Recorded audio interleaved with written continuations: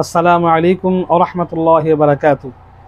আজকে আমরা আল্লাহর ইহসান সম্পর্কে দু একটি কথা শুনব। মানুষ যখন কোনো গুনাহ করে তখন আল্লাহ পাক রব্বুল আলামিন ৫টি অভ্যাস দ্বারা ইহসান জিতলান বা খোঁটা দেন। ১ নম্বর, হাদিসটি এভাবে বর্ণিত হয়েছে বা কওলটি এভাবে বর্ণিত হয়েছে, ইন্নাল আবদা ইযা আযনাবা মিনাল্লাহি তাআলা বিখামসি খিসালিন।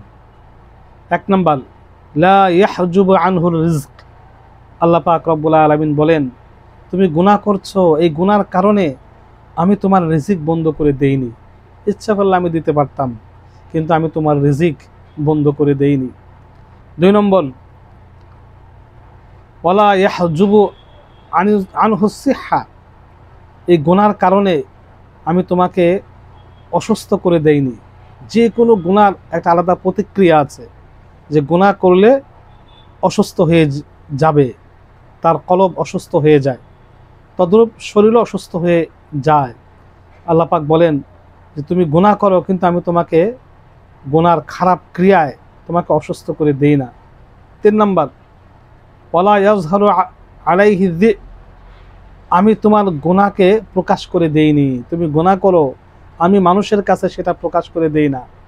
যদি মানুষের কাছে প্রকাশ হয়ে যেত তোমার গুনাহ, মানুষ তোমাকে লজ্জা দিত, মানুষ তোমাকে বের করে দিত, মানুষ তোমাকে সিসি করত, মানুষ তোমাকে হেয় করত।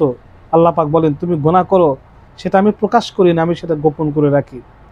৪ নম্বর, ওয়ালা ইউআকিবাতু আজিলা। আমি তোমাকে গুনার কারণে সাথে সাথে শাস্তি দেই না। যদি সাথে সাথে শাস্তি দিতাম, তাহলে তুমি কুকুরে, শুকুরে, বানরে বা কোনো নিকৃষ্ট প্রাণীতে রূপান্তরিত হয়ে যেতে, বা তোমার শারীরিক কোনো ক্ষতি হতো, তোমার কোনো কিছু ধ্বংস হয়ে যেত। আল্লাহ পাক বলেন গুনাহ করার পরে আমি সাথে সাথে তোমাকে শাস্তি দেই না। ৫ নম্বর, ওয়ালা ইয়াজহারু সিবগাতান আলাল ওয়াজহিল আসওয়াদ। গুনাহের কারণে মানুষের কলবে একটা কালো দাগ পড়ে যায়। আল্লাহ পাক বলেন এই দাগটা যদি আমি, কলবের দাগটা প্রকাশ করে দিতাম, তাহলে তোমার সারা শরীর কালো কুচকুচে হয়ে যেত, সারা শরীর কালো হয়ে যেত। মানুষ তোমার দিকে আকৃষ্ট হতো না, মানুষ তোমার দিকে আর তাকাতো না, তাকালেও তোমার দিকে থুতু নিক্ষেপ করত, তোমার দিকে সাথে সাথে চোখ ফিরিয়ে নিত।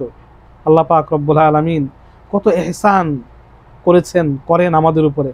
আমরা রুম বন্ধ করে বদ্ধ রুমে গুনাহ করি, আল্লাহ পাক আমাদের অক্সিজেন, আল্লাহ পাক রব্বুল আলামিন আমাদেরকে বাতাস বন্ধ করে দেন না।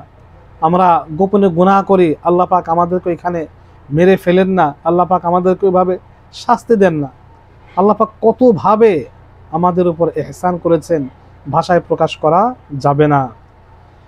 আরেকটি বিষয়, যে গুনাহ মানুষ করে, গুনার চাইতে 5টি বিষয় আরও মারাত্মক গুনাহ বা ক্ষতি। ওই গুনার চাইতে 5টি বিষয় বেশি ক্ষতি। ১ নম্বর, সে গুনাহটিকে ছোট মনে করা। মানুষ যে কোনো গুনাহ করে, ওই গুনার চাইতে 5টি বিষয় বেশি মারাত্মক। তার ১ নম্বর হলো সেই গুনাহটাকে ছোট মনে করা। ২ নম্বর হলো নিজেকে এ বিষয়ে নির্ভীক মনে করা, গুনাহ করার ব্যাপার নির্ভীক মনে করা। ৩ নম্বর হলো পাপ করে তাতে খুশি হওয়া, গুনাহটা করে খুশি হওয়া। ৪ নম্বর হলো তারই উপর প্রতিষ্ঠিত থাকা, সেই গুনাহর উপর প্রতিষ্ঠিত থাকা, এটা মারাত্মক অপরাধ। ৪ নম্বর তার প্রতিষ্ঠিত থাকা।